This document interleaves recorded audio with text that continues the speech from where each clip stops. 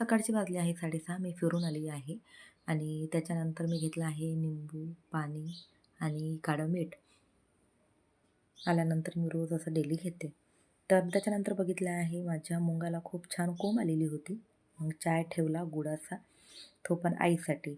आणि त्यांना त्याच्यासोबत लागतो पराठा तेलाचा. त्यांना बिस्किट ब्रेड वगैरे नको, त्यांना पोटाला खूप त्रास होतात. मग त्यांनी मला नेहमी म्हणतात की शीतल मला पराठा तेलाचा असा देत जा. तर मी त्याच्यासाठी रोज असं डेली रोज पराठा बनवते. तर हे पराठा आणि चाय बघून मला माझी लहानपणीची आठवण येते, माझी पण आई दादाला आणि मला. तर असं रोज चाय आणि पराठा वगैरे द्यायची. खरंच खायला खूप भारी वाटते. पण आता मी चाय वगैरे घेत नाही, फार कमी घेते. थंडी आहे म्हणून मी गुळाचा वगैरे चाय घेते. बघा मी अशा प्रकारे बनवला आहे पराठा. आईसाठी झाला आहे पराठा रेडी आणि आता चाय पण झाला आहे रेडी. तर मग चाय आणि पराठा मी त्यांना नेऊन देत आहे. तर आता माझी सकाळची सुरुवात झाली आहे आणि मला करायची आहे पोह्याची तयारी. मग आज सॅटर्डे आहे. तर मुलगा म्हणाला की मम्मी मला टिफिनमध्ये पोहे पाहिजे.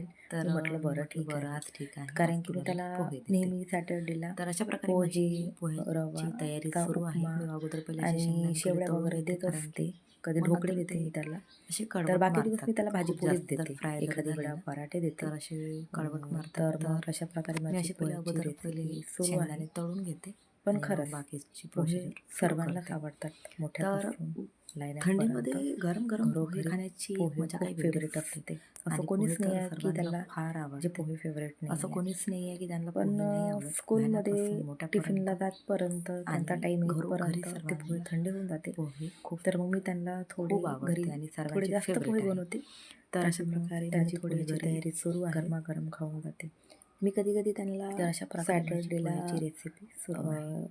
शेवड्या, पोहे, उपमा, कधी कधी एखादी वेळा ढोकळा पटापट मी घेत वगैरे आहे देते. व्हिडिओ, कारण की तर लांब फार होईल व्हिडिओ, त्याच्यामुळे मी मुलांना पण शॉर्टकट असं कट सॅटर्डेला करून खायला व्हिडिओ एखादी वेळा टाकत छान आहे. वाटते, कारण की आणि त्यांना नेहमी शेंगदाणे मी डेली असे भाजी पोळी पहिले किंवा अगोदर फ्राय पराठा करून वगैरे घेते, द्यावा लागतात. कारण की ते मग खूप तर करपून जातात ना, अशी मग आहे ते खाला सुरुवात कडवट मारतात आणि मग मुलं सकाळी. काढून आणि फेकतात. त्यांना थोडंफार तर मग खाऊन अशा पण पाठवते, प्रकारे कारण की त्यांना मी नेहमी पहिले अगोदर स्कूलमध्ये शेंगदाणे तळून टिफिनमध्ये मग नंतर त्यांचा टाईम त्याच्यामध्ये मिक्स येतपर्यंत ते करते. पूर्ण पोहे आता थंड झाले होऊन माझे जातात. पोहे तर मी थोडे जास्त रेडी एक्स्ट्रा आणि बनवते मग त्याच्यामध्ये आणि थोडा त्यांना खायला देते. कोथिंबीर तर टाकते, अशा प्रकारे कारण की माझे झाले खायला आहे टेस्ट पोहे अजून फार रेडी. भारी वाटते. आणि मग झाली आहे माझी माझ्यासाठी झाली पोहे आहे ब्रेड. आणि माझी प्लेट रेडी.